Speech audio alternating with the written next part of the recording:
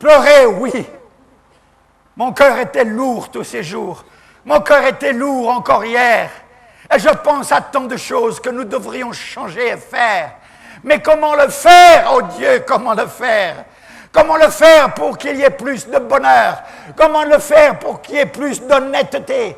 Comment le faire pour qu'il y ait plus d'équilibre?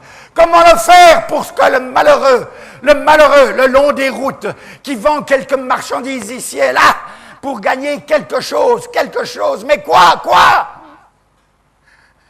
Pour que cette situation change. Comment le faire pour que l'honnêteté vienne dans le cœur? Comment le faire pour que les maris soient fidèles à leurs femmes et que les femmes soient fidèles à leurs maris? Comment le faire puisque même dans l'Église de Jésus-Christ et même parmi les pasteurs, on voit des divorces, des infidélités, des adultères et on continue à s'appeler homme de Dieu. Scandale!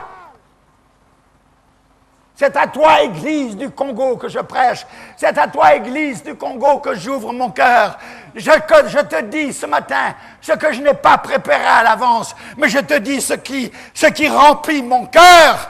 Nous pouvons nous bomber le torse, 50 ans, jubiler. Et quoi? Est-ce que cela change à notre situation? Est-ce que cela change à notre avenir? Est-ce que cela change quelque chose au niveau de nos familles? Où en sommes-nous? Nous avons l'habitude de jeter la responsabilité sur les autres. Nous avons l'habitude de rejeter la responsabilité sur tel dirigeant ou tel autre dirigeant. Nous avons l'habitude de trouver des excuses.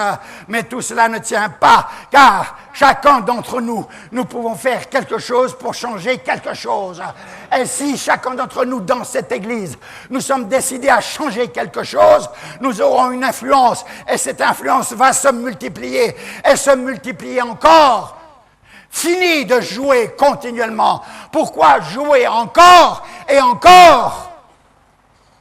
En voulant nous excuser de tant de façons, nous excuser pour nos péchés les plus abjects, pour nous excuser pour la honte, oui, la honte qui devrait couvrir et voiler notre visage. Ô Congo, où vas-tu? Ô Congo, où vas-tu?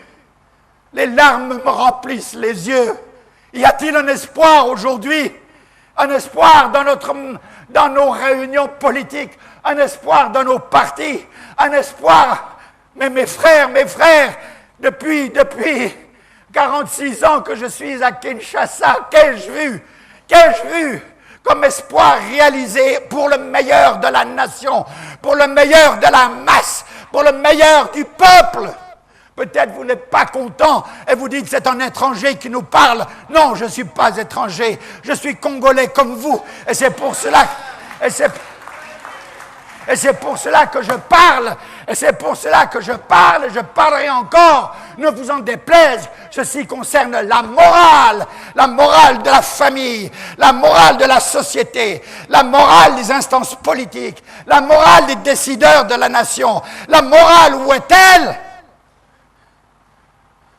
J'ai déjà crié et je crie encore. Pourquoi m'arrêterais-je de crier? Un jour, peut-être, ces paroles lancées ainsi ne seront pas perdues pour rien.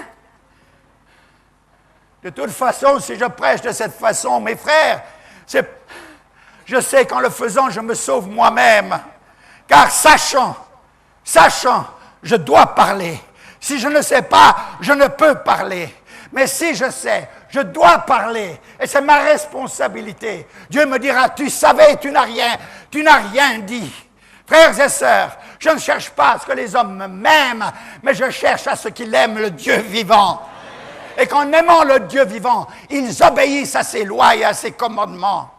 En aimant le Dieu vivant, ils se soumettent à sa volonté. Qui que tu sois, pasteur, ceci te concerne, toi à plus forte raison. À plus forte raison. Pourquoi ne veux-tu pas t'humilier lorsque tu as péché? Pourquoi ne veux-tu pas t'humilier lorsque tu as été une occasion de chute, un menteur, un voleur, un immoral?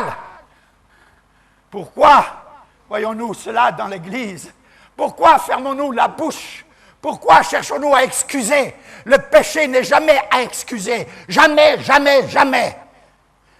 Quand il y a péché, le chemin de la réhabilitation passe par l'humiliation et la confession. Voilà le chemin de la réhabilitation. Il n'y a pas d'excuse au péché, quel qu'il soit.